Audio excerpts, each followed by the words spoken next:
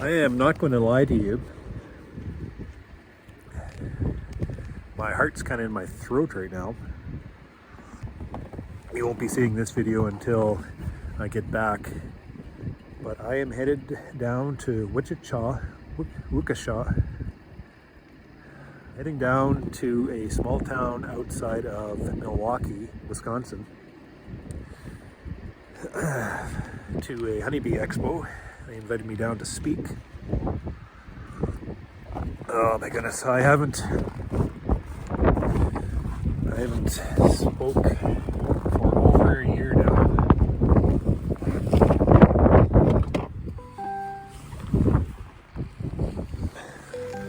And I don't know, my nerves are starting to get the best of me. This is why I bring my wife with me. Not only for the fright, but also to just provide that little bit of support to make sure I get up on the stage and follow through. Oh my goodness, I'm really looking forward to it. There's a lot of beekeepers that have reached out to me saying, hey, I'm gonna meet you down there, which is great. And I'm able to get away from the farm a little bit.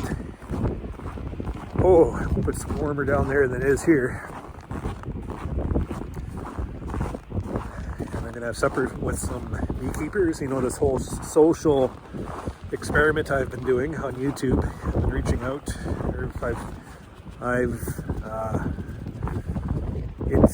What should I say? It's provided a connection to beekeepers unlike I would ever have been connected to before. So I'll be there's gonna be suppers and lunches and conversations and just, you know, meeting people who I talk to online a lot of the time. So that's gonna be fun. I always enjoy that. But crowds just get me. This whole public speaking thing is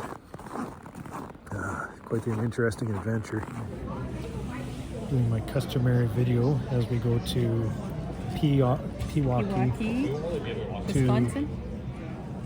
That's where we're going to stay, but then we're staying at Waukesha. Waukesha. You should look that up. Waukesha. Oh.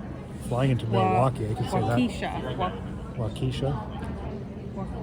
Something like that.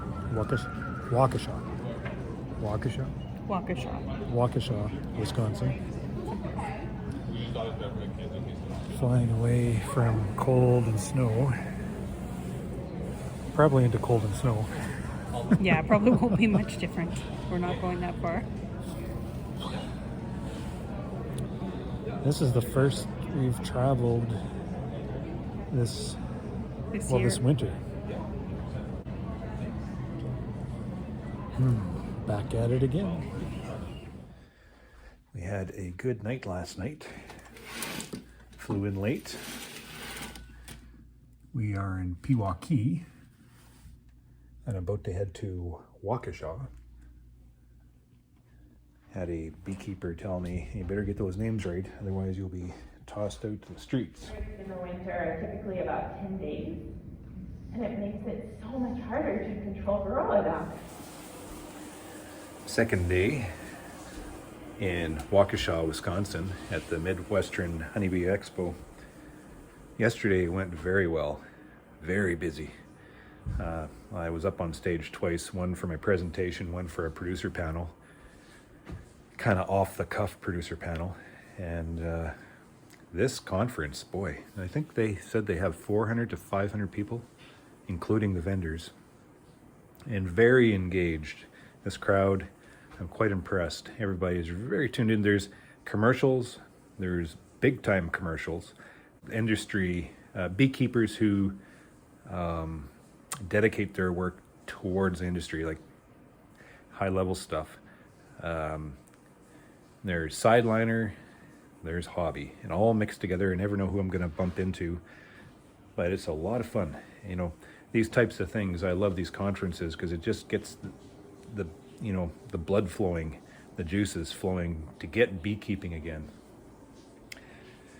Boy, oh boy, I'm not going to show further down because I still don't have my pants on, but we're about to head out and take on the second day.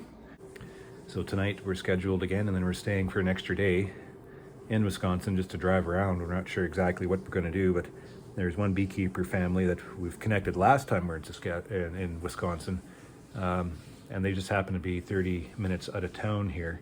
So we might just stop by there if we're not bothering them too much, just to see some bees. This speaking thing, it's not getting any easier. I'm telling you, before I go up, I'm shaking. I'm up on stage, I'm shaking. I seem to be able to manage it a little bit better. You know, my, it's just my charisma is lacking. I'm dry as a post, and out there speaking, I tend, when I speak, especially about beekeeping and how I manage my business, I tend to get, you know, a serious tone, because it is serious business, and the way I've managed things is the way I've accumulated my knowledge by making mistakes all the way through the year. So it's just type of my presentation, trying to explain my philosophy and how I understand the bees and their behavior. So Sandy says I should try to smile a little bit more. Or maybe I'll just do what I do. And I think some of that is the nerves too. I've been able to manage the nerves. I do a few things. Before I go up on stage, I sit in a presentation before, and I always, you know, stand up to ask a question. I try to think of something pertinent, and that gets me standing up in front of the crowd to say something. You know, when I do that, I can feel my heart. Like, it's no different. I remember going to conferences before I started all this speaking engagements, before I started practicing all this, and it pretty much took me a full day to build the courage to stand up once to ask a question. Typically I ask the question at the end of the day when I've built up the courage to be able to stand, and I remember there's a speaker, and I stood up to ask a question, and I had primed myself for about 20 minutes. And when I finally stood up, I was about to pass out as I was asking the question, and I sat back down, but I did it. And I still get that, but not as bad. And then before I speak, I like to stand in front of the crowd and just look at them for a little bit. So it's not like a wall that hits me when I hit the stage. And they tell you to follow a bunch of rules to break the ice, but if I couldn't do that if my life was dependent on it. So I just do what I do, off the cuff, whatever's on the top of my mind. And I hinge a little bit on the PowerPoint, but just to kind of guide me along with the conversation. Beekeepers love pictures anyways. So going on to the second day, I think this shirt is quite suiting.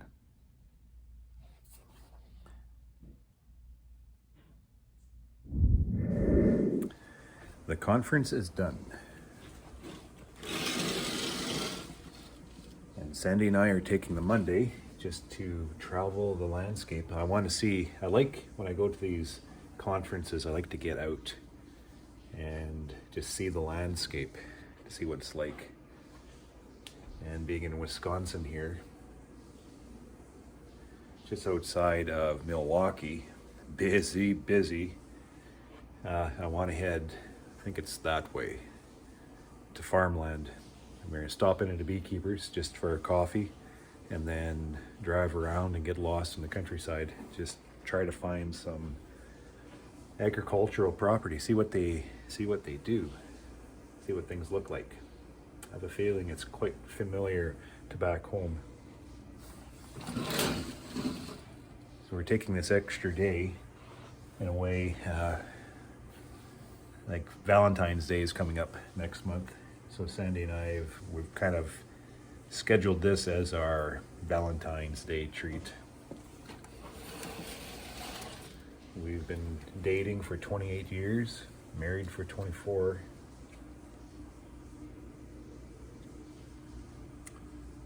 Doesn't look any warmer out there. It's supposed to be windy. But back home right now, Dad checked my shed and it's -1 outside. And I have the refrigeration on and it's holding nicely at 4 with a CO2 concentration of 5,500 parts per million. So that's good. Going through a bit of a mild spell. I can just kick back and not worry about the shed. Because not even with the airflow that I have within my shed, I'd need bigger fans. To pump a -1 through the shed would not keep it cool enough for me. I'm targeting that 4 degrees. It would be creeping up probably around 8, pushing 10 today. So the refrigeration's working, saving me just a little bit of stress and holding the bees nice and tight. So now we got to figure out where we're going to go. I just think the best thing to do is just not figure out where to go and just to drive west. Where are we? Caledonia, Wisconsin. Come to Lake Michigan. Found a lighthouse. And we found some water. So that is Lake Michigan. This isn't the working lighthouse now, is it? Probably not. It's a big one.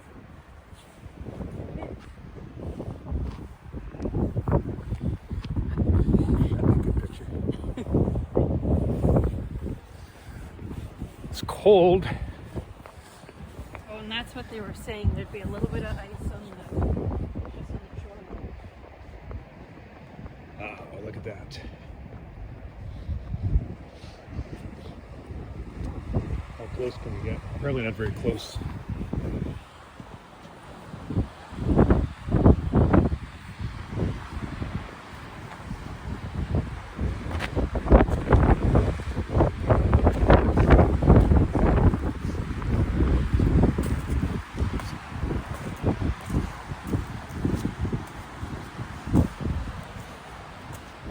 We're not going to be able to touch the water though with the ice in the way.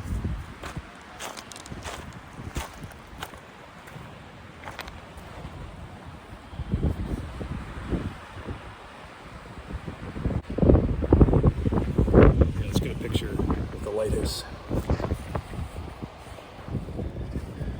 So we are looking at, I know that's Milwaukee.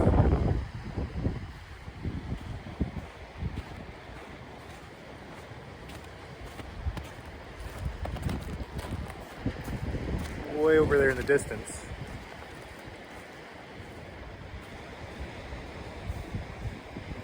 And I'm not sure, but just over there is Chicago.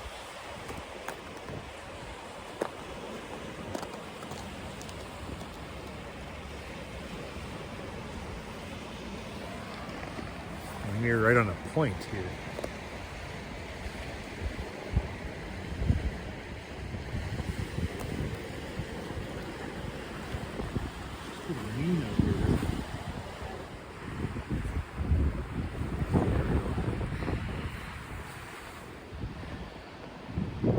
Something beautiful about lighthouses.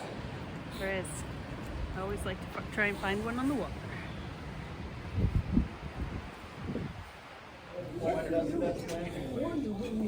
It's our last meal in Pewaukee. And just back on from travels. Traveling all around Wisconsin. This side of Wisconsin. This side of Wisconsin. Wisconsin To Lake Michigan. is like not North Carolina because there's no farms around North Carolina that we've seen. But the sprawl is, but no, Because it's busy. it's busy. Used to have a lot of farms. Yeah, it's almost Guess like there is Prince quite a Edward Island, but Prince Edward Island is smaller active farms. It's its own little place. Yeah, it's not like New Brunswick because it's all trees. But this side of Wisconsin is a lot of sprawl, I think. It's busy. Not a lot of farms. There's farms, but all the little farms are being taken over. You can tell a farm because a farm looks like a farm. These aren't farms. These are Right. acreages, Yeah. not the same thing. But we did stop at a farm, a honey farm. Yeah, had a really good tour. Yeah, 2-hour coffee. Yeah, it was very nice. So I got in my bee fix. And then that's it. That's it. Head Yeah. home tomorrow. Treated like royalty. Yes. Fed very well. Yep, fighting to take us out for supper. Lots of Taking out to dinner. Lots of good conversation with people. Lots of good visits. Yeah. So that's a good one. Time to go home. I'm tired. Yeah. Time to get back to work. This may be the last message I send out. I think we have a young pilot sending us around in loops. He likes his corners.